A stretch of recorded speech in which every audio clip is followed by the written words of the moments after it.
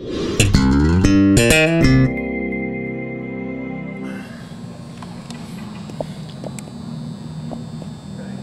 Wolf and Helm looking just in terms of layout and recovery? I know they're expected to play better than practice. Yeah, they look good. I mean, both those guys are moving around well, so they both should be fine. How much of an addition to have Wolf back? How much help is that based on the way he played those first couple games for you? Oh, certainly. I mean, he's the guy that's been out there first for us, played a lot of snaps for us. So have him back is a good benefit. I mean, he's a good blocker, good receiver. So we're excited to have him back. Speaking of blocking, Mark, are your guys going to be doing more helping with blocking, pass protection, that kind of thing, or not? Yeah, we've had that in the package as far as whether they're staying in for pass pro or just helping out. That's certainly part of the package, and we base that week to week on how much help those guys are going to need and so forth. So, yeah, they're certainly part of that package. What do you think of Georgia's pass rush?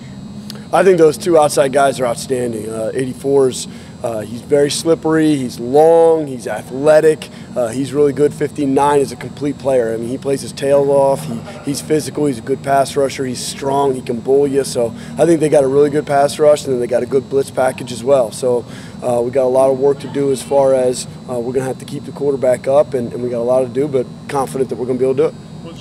Was the way things played out at Oklahoma helpful, educational, or you could just go to school on that? As far as pass rush, and you all disrupting the pass rush? Yeah, I mean, it didn't work out the way that we wanted it to, obviously. I mean, you'd like to keep your quarterback upright in the pocket 100% of the time, and we didn't do that. So I don't know that it was a positive thing by any stretch that they were able to get back to him. But, some of those young guys got to see a speed rusher for a legit, really fast guy coming around that edge on game day for the first time, sure. What are your expectations of Matt Darr? Matt Darr needs to be consistent with his punting and consistent with good distance, good hang time, and good accuracy. So he had been showing that and fell off a little bit, obviously, in the last game. He didn't punt to the expectation level. He knows that.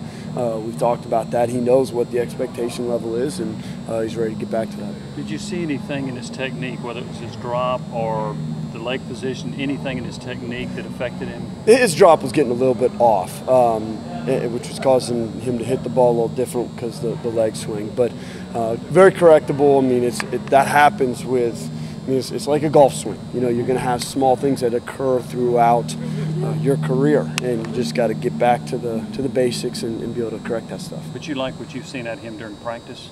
Again, it's got to be more consistent at practice as well. Obviously, in the game, everybody saw the performance. It was up and down, not what we needed. He needs to get back to where he was before as far as being consistent on a day-in, day-out basis at practice, because what you do on the practice field is going to be what you do on game day. And will Medley handle the place kicking and Bullock the kickoffs? Have you determined that?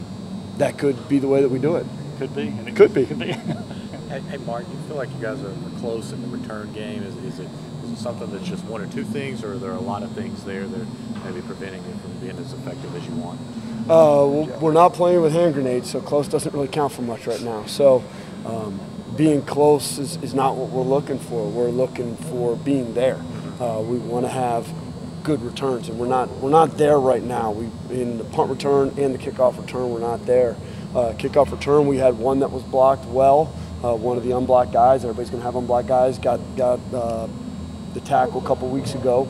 And then punt return, we had one good punt return, I think, on a missed hit punt. But we got to do a better job as far as the blocking for both of those units. We've not been nearly consistent enough in either unit. So blocking is the overriding theme in both of those. That's how you get to not being close and get to where you want to be? Yes, as far as that's concerned, when guys are down there, when we only have 2 returns on punt return because they're forcing fair catches, that's because we're not doing a good enough job of holding up and blocking. When there's guys that are coming free at the point of attack inside the 20 on kickoff return, that's not the returner. We don't design it for him to have to make guys miss inside the 20. That's not the objective. So there was one that we blocked all the guys that we were supposed to block, and one of the safeties made the play at the 29 a couple of weeks back. But other than that, no, we need to block at a better rate than what we